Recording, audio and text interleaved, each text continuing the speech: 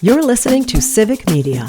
You can tune into any of our live shows on any radio station across the state with the Civic Media app. Find us in your phone's app store and listen anytime, anywhere.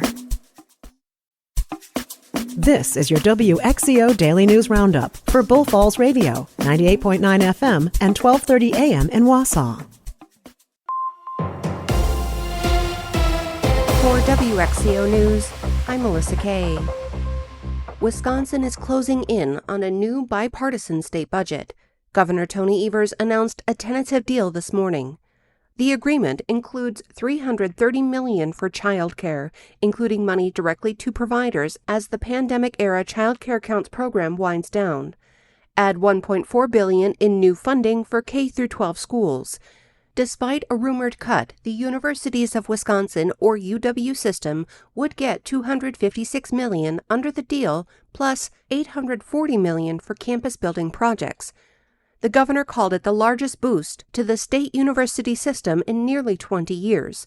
It also includes $1.3 billion in income tax cuts, mostly for the middle class. About $1.6 million would see an average cut of $180 per year, which is popular. A recent Marquette poll found 65% of voters want at least half of the state's $4 billion surplus used for tax cuts. The legislature's budget committee meets at 9 a.m. today. The state legislature is expected to vote on the package tomorrow. After that, Evers has 10 business days to act on the plan. A law intended to help students read only received part of its intended funding from state legislators. Jimmy Kuska has more.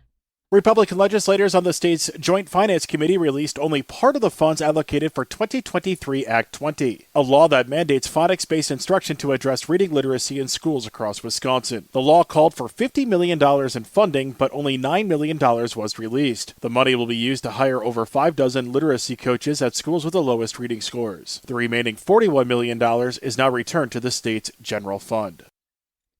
Fireworks cause thousands of injuries each year. Lisa Hale has more. Safe, sane, sober. 3 words to keep in mind when using fireworks at home. Most fire departments will recommend leaving the fireworks to the professionals, but with Independence Day celebrations, there are bound to be some people using fireworks at home. Green Bay Metro Fire Captain Nick Craig said fireworks cause thousands of children to end up in the emergency room every year. The biggest thing is the amount of injuries. We're looking at over 10,000 injuries caused by consumer fireworks every year. And the ones that are legal for consumers to buy are actually causing the majority of those injuries. Sparklers are prime examples of that. They burn at over 1,200 degrees. That's super hot. Obviously, the end of the metal rod on the sparkler is red hot when it's done burning. Sparklers account for 29% of fireworks injuries for children under the age of 5. For Civic Media, I'm Lisa Hale. If you plan on hitting the road tomorrow, you won't be alone. Stuart J. Waddles has the story. AAA says the busiest travel time of the Independence Day weekend is tomorrow, technically noon to 9 tomorrow. The other busy times are Thursday afternoon and again Sunday afternoon. About 1.5 million people in the state will be hitting the road for the holiday, with most construction paused, but some projects will still be in progress. The DOT urges drivers to buckle up, slow down, and check the 511 website for real-time updates. On Monday, the Wisconsin Department of Natural Resources announced that a sharp-tailed grouse hunt will be held for the first time since 2018. The hunting season will be held from October 18th to November 9th. Interested hunters can apply for entry into a limited drawing lottery until August 1st. More info can be found on the DNR's website. I'm Melissa Kay for WXCO News.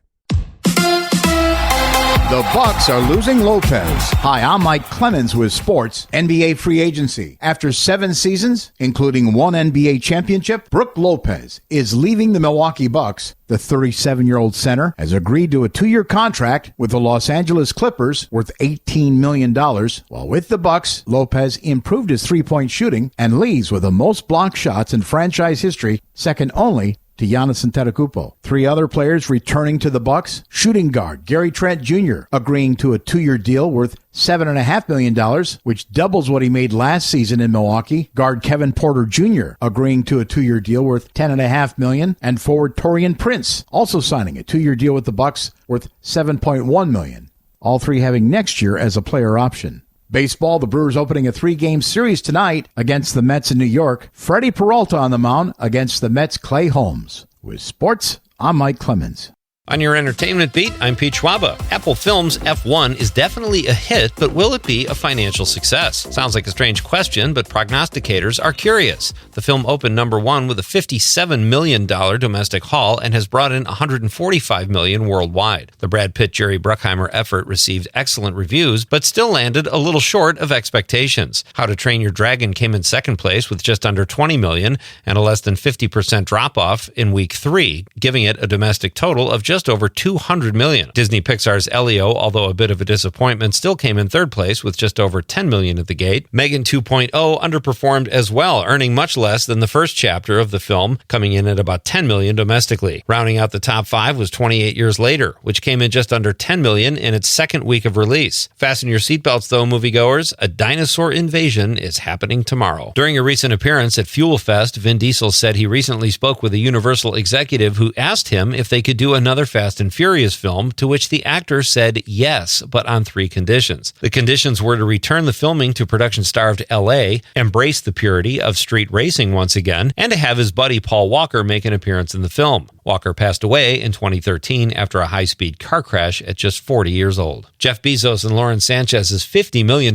wedding was the talk of the weekend, but the talk wasn't all good. Charlize Theron spoke during her 5th annual African Outreach Project in LA and said to the crowd, "I think we might be the only people not invited to the most talked about wedding," at which point the Mad Max Fury road star said that's okay because they suck and we're cool. 2 very different events, but a lot less collagen and steroids at Theron's event. It appears that Tom Cruise has saved his best stunts for last, or at least the last installment of what is supposed to be the Mission Impossible series finale, The Final Reckoning. Even though he broke his foot while shooting Mission Impossible Fallout, according to the Risky Business star, holding onto the wings of an airplane and flying around and dodging missiles underwater weren't even the most harrowing stunts from The Final Reckoning. The most punishment Cruise put his body through during filming was the burning parachute scene. If you haven't seen the film, yes, Cruise fell 6,000 feet with a parachute that was on fire and actually did the stunt for real, as usual. Cruise says every time he hit the ground, it was like a crash landing. Stunt coordinator Wade Eastwood says Cruise was so obsessed with getting the shot right, he actually hid the last burning parachute so they could not do the stunt again because he was worried about the actor's well-being,